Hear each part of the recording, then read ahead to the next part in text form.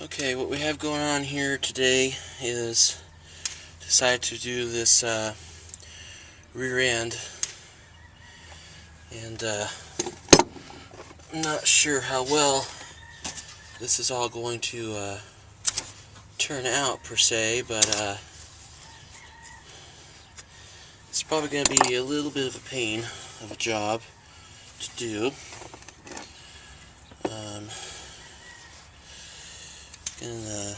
I highly doubt that the fluids have been changed in this for quite some time. We're going to take our Thorson dog bone wrenches here, which I showed you in an earlier video, just to make life a little bit easier.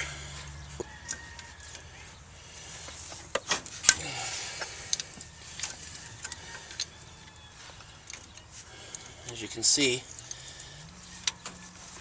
this wrench here, dog bone wrenches, are pretty cool to use. So let's make sure I get the right ones. I'll end up having to move this pan out of the way for a short time or another. So far, every bolt is coming right out like it should, so I'm believing that this is a Dana 60 axle. Pretty good sized. I'm liking this dog bone wrench. Sorry I sound like an advertisement for it, but it's making, well, until now, making life a tad bit easier. Now that we have all those broke loose, now we'll make sure our pan is underneath it, and then take them all out.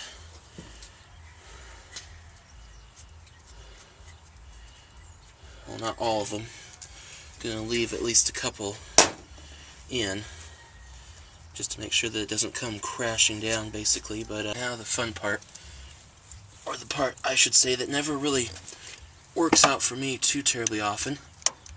Oh my gosh, and this truck's gonna prove me wrong. I need to set this up as level as I can.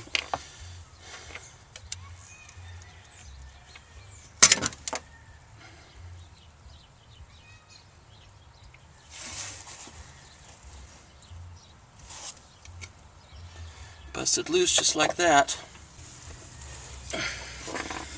Okay, what I've done is I put a normal oil pan underneath it rather than the easy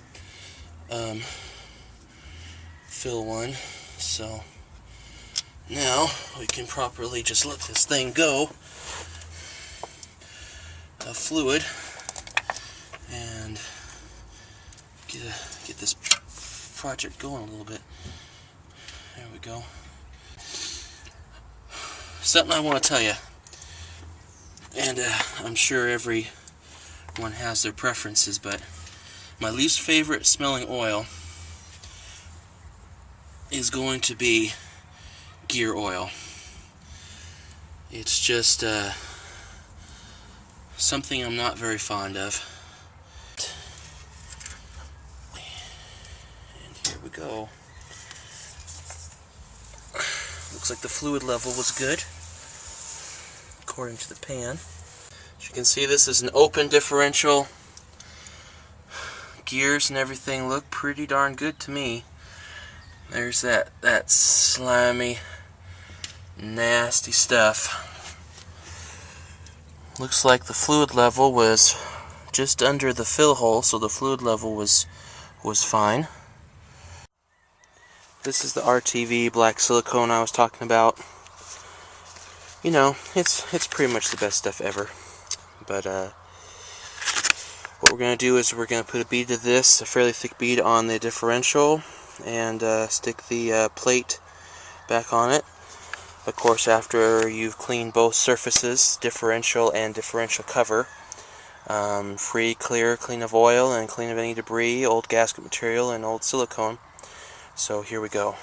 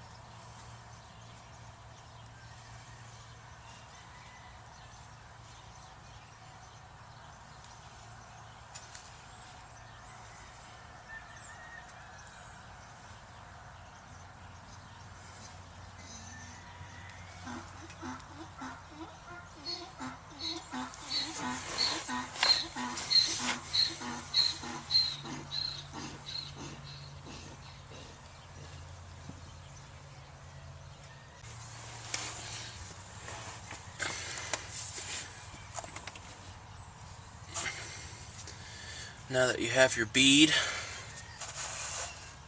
get a couple bolts ready. I've bought a gasket for the cover as well with the silicone, because I really don't like leaks and stuff, so that's why I'm doing it. But I've already got the silicone, the cover siliconed on just a little bit, so I'm gonna try to do this.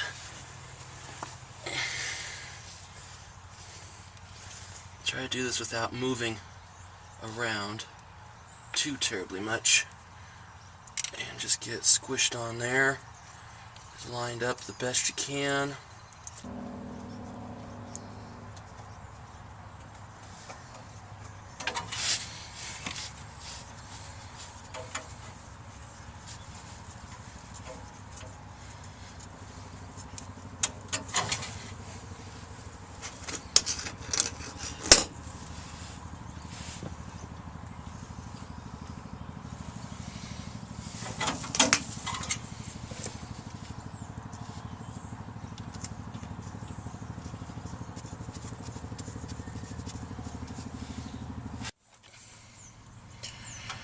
Now, of course, after you have all of these tightened down, go ahead and you want to let the silicone dry for a good little while. I would do an overnight or kind of thing, just to make sure it doesn't leak, because I really hate leaks. And that's what I'm going to do, is let it sit overnight. It's already about 5 p.m. right now. And let the silicone dry. Take this fill plug off next day, and then fill it up with fluid until it starts to flow back out. Or what you can do, like me, is just after you put a couple quarts in or whatever, start taking your pinky and put it in there, and just barely get your pinky around the edge of it and feel where the fluid's at to get the right level, and we should be set. Thanks.